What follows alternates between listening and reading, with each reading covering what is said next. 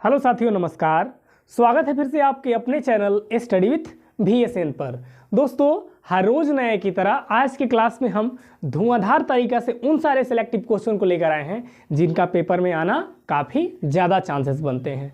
दोस्तों, आज की क्लास में लोग मैथ के क्वेश्चन देखेंगे और हम लोगों ने दोस्तों मैथ और रीजनिंग से जुड़े बहुत सारे पार्टों को बिल्कुल आसान तरीका से देख लिया है। यदि आप दोस्तों नहीं देखे हैं तो उस प्लेलिस्ट का नाम आपको मिशन SSC GD 2023 के अंतर्गत मिल जाएगा। आप उस दोस्तों वीडियो को ज़रूर से ज़रूर देख लीजिएगा क्योंकि वो वीडियो आपके लिए बहुत ही ज़्यादा हेल्पफुल होगा। तो चलिए दोस्तों, आइए क्लास को शुरू करा जाए। और शुरू करने से पहले दोस्तों आपसे एक छोटी सी रिक्वेस्ट है, यदि आप चैनल पे नए हैं तो इस तरह के वीडियो के लिए आप चैनल को सब्सक्राइब करके बेल आइकन को प्रेस जरूर कर लीजिएगा ताकि सबसे पहली अपडेट आप तक पहुंचे। तो चलिए दोस्तों, क्लास को शुरू करा जाए। देखिए, हमसे देखिए मैथ का क्वेश्चन हम हर बार दोस्तों बोलते हैं कि मैथ अगर टाइम टेकिंग जो क्वेश्चन होते हैं वो मैथ के होते हैं ना। तो मैथ को जो भी क्वेश्चन को आप बनाइए एकदम ट्रिक के साथ और आसानी से बनाइए, समझ के बनाइए। जैसे कि यहाँ पे देख लीजिए, हमसे पूछ लिया गया है दोस्तों कि समांतर श्रेणी, एक मेरे पास AP का टर्म दिया गया है और इस टर्म में हमसे बोला जा रहा है कि कौन सा पद, मतलब कौन सा कितने नंबर पे 56 आएगा। मतलब इस बोला ये गया कि 56 जो आ रहा है वो कितने नंबर पे आ रहा है। जैसे कि यदि AP की बात करें तो ये 2 दिया है, ये 5 दिया है, ये 8 दिया है। तो दोस्तों इसका जो पहला टर्म होता है उसको A से रिप्रेजेंट किया जाता है। मतलब क्या कि A बराबर मेरा 2 हो जाएगा। और इन लोगों में गैप की यदि हम बात करें, गैप मतलब जितने का अंतर, तो ये गैप मुझे 3 का दिख रहा है ना। और लास्ट टर्म क्या दे रखा है हमें, लास्ट टर्म हमें 56। AN का मतलब क्या होता है, ये AN दिया है ना, AN मतलब लास्ट टर्म क्या दिया गया, 56 दिया गया है। तो इसमें कुल कितने टर्म है, कितने पद हैं, हमसे ये चीज पूछ लिया गया है। तो ऐसे निकालने का एक फार्मूला होता है। फार्मूला ये होता है AN बराबर A + N-1 इंटू D। हम लोगों ने पहले भी देख लिया है दोस्तों। चलिए, एन की जगह को जो एन वो होता है दोस्तों जो लास्ट टर्म, तो लास्ट टर्म क्या दे रखा है, ये 56। तो ये 56 बराबर ए फॉर फर्स्ट टर्म क्या है, तो ये 2 है। यहाँ पे 2 लिख देना है आपको प्लस। अब n-1 n तो मुझे निकालना है तो छोड़ दीजिए वैसे ही, n-1 d फॉर कितना, d फॉर डिफरेंस, कितने का डिफरेंस, तो आप कहिएगा 3 का डिफरेंस। चलिए ठीक है। अब चलिए यहाँ के बाद आप क्या करिएगा, यहाँ के बाद आप ऐसे कैलकुलेशन करिए, ये 56 बराबर, अगर मान लीजिए ये 2 हो गया यहाँ पे, चलिए 2। अब 3 से n में तो करिएगा 3n प्लस हो जाएगा 3n माइनस हो जाएगा क्या 3, अरे 3 से n में तो 3n हो गया, फिर 3 से -1 में तो -3 हो गया। चलिए अब ये जो वैल्यू आएगा दोस्तों ये हो जाएगा 56। अब इसका वैल्यू 1, तो इधर आया तो माइनस से प्लस में 1 हो जाएगा बराबर 3n, यानी कि 57 बराबर 3n, यानी कि n का वैल्यू यहाँ से काटिएगा 19 या 57, यानी इसमें जो टोटल पद है दोस्तों वो हम कह सकते हैं कि 19 के इक्वल है ना। यानी नंबर ऑफ टर्म की यदि हम बात करें आपसे तो आप डायरेक्ट बोल दीजिए कि यह कितने टर्म है इसमें, तो 19 टर्म है। क्यों, क्योंकि हमारा जो n का वैल्यू आया, नंबर ऑफ n जो आया वो मेरा 19 के इक्वल आ गया। तो हम कह सकते हैं कि यह कितने टर्म से मिलकर बना होगा, तो 19 टर्म से मिलकर बना होगा। मतलब ऐसे ऐसे कितने टर्म मिले होंगे, तो 19 ऐसे टर्म मिले होंगे जिससे लास्ट का टर्म क्या होगा, लास्ट का टर्म 56 होगा और फर्स्ट का टर्म 2 ही है। ठीक है दोस्तों, चलिए ये था पहला क्वेश्चन। अब दूसरा क्वेश्चन देखिए क्या पूछ लिया गया आपसे, एक बार जरा गौर करके देखिए क्या बन पाएगा कि नहीं। देखिए CI और SI से 1-2 क्वेश्चन जरूर रहेंगे। ये क्वेश्चन देखिए CI से है। CI से आपसे बोला गया है कि चक्रवृद्धि ब्याज से कोई राशि 2 वर्षों में 2.52 गुना हो जाती है ना, तो ब्याज का रेट क्या है, मतलब रेट आपको निकालना है। सिंपल देखिए यह तरीका क्वेश्चन आपको लगाने का, इस तरह का क्वेश्चन को लगाने का तरीका, अप्रोच सही मायने सही अप्रोच क्या है देख लीजिए। यहाँ जैसे यदि हम आपसे ना कि कोई धन, मान लीजिए कि ये कोई प्रिंसिपल है और टोटल अमाउंट हो जा रहा है, टोटल अमाउंट को A से रिप्रेजेंट किया जाता है। कोई धन 2 वर्ष में, कितना है 2 वर्ष में, और ये कितना है, ये है क्या है, ये 2 वर्ष में क्या हो जा रहा है 2.25 गुना, कितना अपने का 2.25 गुना होता है। देखिए अगर कंडीशन आपको हम बताए थे कि कहीं भी अगर कंडीशन 2 वर्ष का रहे, कितने वर्ष का रहे, 2 वर्ष का रहे, तब आपको करना क्या है, तब आपको दोस्तों करना ये होता है कि 2 वर्ष के केस में आपको सोचना है स्क्वायर सोचना है। क्या सोचना है, स्क्वायर सोचना है। ये 2 वर्ष की कहानी है। 2 वर्ष में धन अपने से कितना अमाउंट दे रहा है, अपने से अमाउंट दे रहा है 2.25 गुना, मतलब जितना है उतना से 2.25 गुना क्या दे रहा है, ज्यादा दे रहा है। तो मान के चलिए टाइम 2 है, तो आप ऐसे करिए, जैसे यहाँ पे देख लीजिए, ये मान के चलिए 100, कितना है 100, रेट कितना है 100। अब इतना गुना इसका क्या हो रहा है, इतना गुना ये अमाउंट दे रहा है, टोटल माने ब्याज और मूलधन मिला के दे रहा है, तो हम इसको बोल सकते हैं 225। बस आप कुछ नहीं करिए, सिंपल बस दिमाग लगाइए कि यदि कंडीशन 2 वर्ष का रहे तो 2 वर्ष के केस में आपको क्या सोचना है, स्क्वायर सोचना है। तो हम जैसा देख पा रहे हैं कि 100 इसके क्या कर दीजिए, रूट मार दीजिए इसके ऊपर ही रूट मारिएगा। जब ये रूट से खाली होगा तो ये बगल में 10 देगा, यानी ये और क्या देगा, ये 15 देगा, क्या देगा 10। यानी कि अमाउंट ये आपका प्रिंसिपल है, ये आपका प्रिंसिपल, इधर का पोर्शन आपका प्रिंसिपल है, उधर का पोर्शन आपका अमाउंट है ना। इधर का पोर्शन आपका क्या है, प्रिंसिपल है, उधर का पोर्शन आपका अमाउंट है।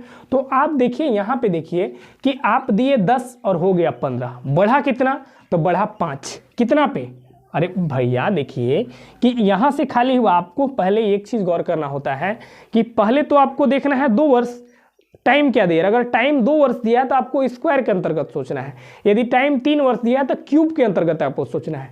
तो यहाँ पे स्क्वायर दिख रहा था हमको 2 वर्ष वाला में, तो 2 वर्ष का स्क्वायर के लिए आप हम यहाँ पे तोड़ के ऐसे लिख दिए और इसका वैल्यू ऐसे निकाल लिए। तो मेरा टोटल था 10 और वो बढ़ के हो गया 15, बढ़ा कितने, 5 का, कितने पे आप कहिएगा, 10 पे, परसेंट के लिए क्या होता है, 100 होता है। निपटाइएगा तो वैल्यू किसके बराबर, 50%, यानी जो टोटल रेट का वैल्यू रहा होगा वो कितना परसेंट की इक्वल रहा होगा, तो आप कह लीजिएगा आराम से 50% की इक्वल रहा होगा। ठीक है, ये चीज़ ऐसे भी आप निकाल सकते हैं, चाहे ऐसे भी, जैसे आपको कंफर्टेबल लगे। लेकिन जब यहाँ पे 2 नहीं होगा, यहाँ पे 100 होगा ना, यहाँ पे 100 हो जाएगा। ठीक है, देख लीजिए अगले में यही चीज़ किया गया है। ठीक है, तो आप ऐसे भी आराम से लगा सकते हैं और CISI के 1-2 क्वेश्चन पेपर में जरूर बनाए जाते हैं। ठीक है, चलिए अब आगे देख लीजिए 3rd नंबर क्वेश्चन कि 10 दिन काम करने वाले 30 लड़के 600 रुपये कमाते हैं, तो 50 लड़के 8 दिन काम करके कितना पैसा कमाएंगे, आपसे ये चीज़ पूछ लिया गया है। देखिए तो कैसे करिएगा, क्या एफर्ट हो सकता है, क्या सही मायने हो सकते हैं, जिसमें आप 2 सेकंड में अपना आंसर को ले लाइएगा। देखिए दोस्तों, हम ये जो तरीका आपको बताया, भले हम आपको लंबा समझा रहे हैं, लेकिन आपको पेपर में ऐसे नहीं कहा, हम तो आपको डायरेक्ट समझाने में ज़्यादा टाइम ले रहे हैं, लेकिन आपको पेपर में डायरेक्ट ऐसे सोचना है कि स्क्वायर बन रहा है कि क्यूब बन रहा है, और वहाँ से अपना आंसर को झट से एकदम लेके आ जाना है। ठीक है, इतना टाइम नहीं लेना है, ये तो हम बेसिक रूप से आपको समझा रहे हैं। चलिए यहाँ पे देखिए कि 10 दिन, तो टोटल पहले आप करिए कि 10 दिन में क्या, 10 दिन काम करके लड़के कितने लड़के हैं, 30 लड़के, तो लिख दीजिए 10 गुना 30 ना। अब ये कितना पैसा दोनों अर्न कर रहा है, तो 600 रुपये, पैसा नीचे लिखिए। अब चलिए, अब अगला ने आपसे बोला कि 50 लड़के, तो 50 लड़के कितना दिन काम कर रहे हैं, तो 8 दिन काम। 8 दिन काम भैया कितना पैसा कमाएंगे मुझे नहीं पता, मान लीजिए चलिए 100 रुपया कमा रहे हैं, और इसी x का वैल्यू आपको फाइंड आउट करना है। चलिए ठीक है यहाँ तक। अब यहाँ से आप निपटा दीजिए, काट दीजिए, आपका आंसर आ जाएगा। ये 0 से एक 0 कैंसिल, 5 दूना के हो जाएगा 10। ठीक है, 5 दूना क्या हो गया, ये 10 हो गया। अब कोई कटेगा, और देखिए ये कितने बार में कटेगा, ये हो जाएगा दोस्तों, मान लीजिए इसको अगर काटिएगा तो ये कटेगा 4 बार में, ये 4 बार में, इसको काटिएगा तो कितने बार में, ये 200 बार में, यानी 4 दूना के 800, यानी x का वैल्यू किसके इक्वल आ गया, 800। तो हम ऐसा कह सकते हैं कि 50 लड़के 8 दिन काम करके जो पैसा टोटल अर्न करेंगे, वो टोटल अर्न पैसा कितने करेंगे, 800 के बराबर। ठीक है, तो आपको पेपर में ऐसे लगाना है, फटाक से एकदम लगा लीजिएगा आप एकदम आराम से। तो इसलिए हम आपको जो भी समझा रहे हैं बेसिक समझा रहे हैं, ताकि बेसिक को आप समझिए। अगर बेसिक समझा रहे तो इस बेस में भी आगे बहुत क्वेश्चन बनता है, तो आप बेसिक जब तक नहीं समझिएगा तब तक आगे कैसे करिएगा, नहीं कर पाइएगा। तो आपको बेसिक को भी ध्यान में रखना है, और 2 सेकंड वाले तरीका ट्रिक को भी अंतर्गत लेके चलना है। दोनों को हम बताते हैं आपको दोस्तों मिक्स करके। ठीक है, चलिए हो गया यहाँ तक।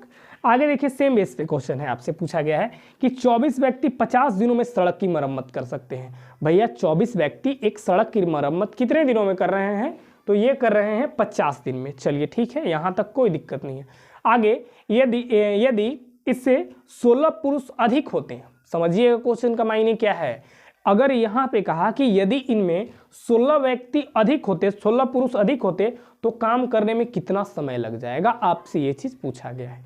देखिए 2 तरह से क्वेश्चन यहाँ पे इसको बना सकते हैं हम। पहले तो आप समझिए ये चीज़ को ना, बच्चे दोस्त लोग करते क्या है ना कि ये चीज़ को नहीं देखते हैं कि 16 पुरुष यहाँ पे कह रहा है कि अधिक बढ़ाने के लिए कह रहा है, ये नहीं कि इसके जगह पे 24 की जगह 16 रहते तो कितना करना। मैं नहीं पूछा है आपसे बोला कि पहले भैया 24 गो लोग थे तो सड़क की मरम्मत 50 दिनों में हो रहा था। यदि अगला में आपसे कहा कि 16 पुरुष यदि हम आदमी बढ़ा दें, नंबर ऑफ पर्सन यदि 16 को और बढ़ा दे, तो वो काम वो मरम्मत कितने दिन में पूरा होगा, ये पूछा गया है आपसे। ठीक है, चलिए तो देख लीजिए, पहले तो आप टोटल वर्क निकालिए कि टोटल वर्क किसके इक्वल होगा। तो मुझे पता है कि जो टोटल वर्क होता है वो नंबर ऑफ वर्क टोटल ये होता है कि नंबर ऑफ पर्सन, तो नंबर ऑफ पर्सन 24 है इंटू कितना है, कितना दिनों में, ये 50 दिनों में। ये आपका टोटल वर्क है, टोटल वर्क ये है। ठीक है, अब यही काम को आपको कितने आदमी से कराना है, तो पहले तो भैया आप 24 गो आदमी रखे ही थे, 16 गो आदमी और बढ़ा देना है। समझिए इसको, यदि इसमें से 16 पुरुष अधिक होते, मतलब 24 को तो रखना ही है और उसके अलावा 16 को अब आपको रिक्वायरमेंट भर्ती करके काम पे लगा देना है। यानी टोटल नंबर ऑफ पर्सन की यदि हम बात करें तो 24 इधर वाला और 16 ये वाला, यानी टोटल नंबर ऑफ पर्सन 40 के इक्वल। अब ये 40 के इक्वल कितने दिन में काम खत्म होगा, तो मान के चलिए x दिन में काम फिनिश हो जाएगा। यहां से आप कुछ नहीं करिए दोस्तों, x का वैल्यू निकाल लीजिए, आपका आंसर आ गया। ये कितने बार में, एक 0 से 0 कैंसिल, ये 6 चौका 24 यानी 6 पचे 30। अब जो काम फिनिश होगा वो 30 दिन के अंदर फिनिश होगा, यानी कितने दिन के अंदर फिनिश हो जाएगा, वो काम अब 30 दिनों के अंदर फिनिश हो जाएगा। तो देखिए पेपर में दोस्तों लगाइए ऐसे और पहले उसको समझिए मतलब क्या होता है। मतलब को यदि आप नहीं मैथ में समझ रहे हैं तो आप अच्छे से नहीं एडवाइस क्लियर कर पाइएगा पेपर में। मायने समझिए, यहाँ पे देखिए समझना हम लोग का ये था। दोस्त लोग, बहुत सारे दोस्त लोग ये करते हैं कि इसी पे लेके करते हैं, नहीं ऐसा नहीं है। आपको दोनों को बढ़ाने की बात बोल रहा है, अधिक करने की बात बोल रहा है, तो अधिक आप तब करिएगा तब दोनों को जोड़ लीजिएगा आप, और फिर जितना वर्क है उससे डिवाइड लगा लीजिए, आपका आंसर आ जाएगा। ठीक है, चलिए 4 नंबर क्वेश्चन क्लियर हो गया। कोई डाउट हो तो कमेंट बॉक्स में जरूर बताना है। ठीक है, चलिए क्वेश्चन नंबर 5 बोल रहा है कि सिंप्लीफिकेशन का भी एक जो क्वेश्चन आते हैं पेपर में, आराम से एकदम लगा लीजिएगा। यहाँ बोला कि सरल कीजिए। अब ऐसा सिंप्लीफिकेशन कैसे बनता है, देखिए आपको बता रहा है। इसका मतलब क्या होता है, इसका मतलब हम लिख सकते हैं भैया कि 2/9। बोलिए, लिख सकते हैं कि नहीं। आप लोग सब लोग को पता होगा कि अगर किसी संख्या को ऊपर एक डिजिट के बाद बार है तो डेसिमल हटा दिया जाता है ना, और जितना नंबर एक्चुअल नंबर को लिखा जाता है और जितने रेपर जितने बार है उसमें से इतना ये लिखा जाता है, सब लोग को पता होगा। चलिए यहाँ पे उसी तरह उड़ाएंगे तो 3/9 हो जाएगा। यहाँ पे क्या होगा, यहाँ पे 29/99 हो जाएगा। क्यों, क्योंकि दोनों संख्या के ऊपर बार था तो 100 नहीं लेके चलना है, 100 में से एक कम करके लेके चलना है, मतलब 99 के इक्वल लेके चलना है। अब सबका एलसीएम भिन्न के जोड़ के यदि हम आपसे बात करें तो एलसीएम 99 के इक्वल आ जाएगा और 11 9 99 हो जाएगा। 11 बार में 11 दून क्या हो जाएगा, 11 दूना ये 22 हो जाएगा। अब प्लस क्या हो जाएगा, 11 या 33 हो जाएगा, अब प्लस 29 हो जाएगा। अब सबको जब जोड़ेंगे दोस्तों ये हो जाएगा 84। कितना हो जाएगा, 84। 84/99। इसको हम लोग ऐसे लिख सकते हैं क्या कि 0.84 के ऊपर बार आराम से लिख सकते हैं। क्यों, क्योंकि जैसे अभी हम लोग 29 को उड़ाया, 0 पॉइंट को उड़ा दिए तो रेत्रीम की जगह क्या नीचे लिख दिए, नीचे 99 लिख दिए। तो यहाँ पे हम इसको नहीं लिख सकते हैं, वही चीज को पलटा गया है यहाँ पे कि 0.84 के ऊपर रेत्रीम बार जिसको बोलते हैं। यानी ऑप्शन नंबर आपका डी बिल्कुल राइट आंसर हो जाएगा दोस्तों। ठीक है, तो दोस्तों ये इसके क्लास में कुछ इस टाइप से क्वेश्चन को लेकर आए थे हम, और जैसा कि सब लोग को पता है कि हम हर रोज आपके लिए नए नए मैथ के फैकल्टी बेस्ट सिलेक्टिव क्वेश्चन को लेकर आते हैं। एक दिन हम लोग का पेयर बना है मैथ का, एक दिन रीजनिंग का। ठीक है, तो दोस्तों बस यही थे आज की क्लास में, और वीडियो कैसा लगता है कमेंट बॉक्स में जरूर बताना है, और कोई जीडी से प्रति कोई डाउट होगा तो वहाँ पे पूछ लीजिएगा आप हमसे, और अपने दोस्तों के साथ इस वीडियो को जरूर शेयर करना है, और इस चैनल को सपोर्ट और सब्सक्राइब लाइक जरूर करना है। फिर मिलते हैं दोस्तों अगली क्लास में एक नए कॉन्सेप्ट, एक नए अप्रोच के साथ। तब तक के लिए धन्यवाद और जय हिंद।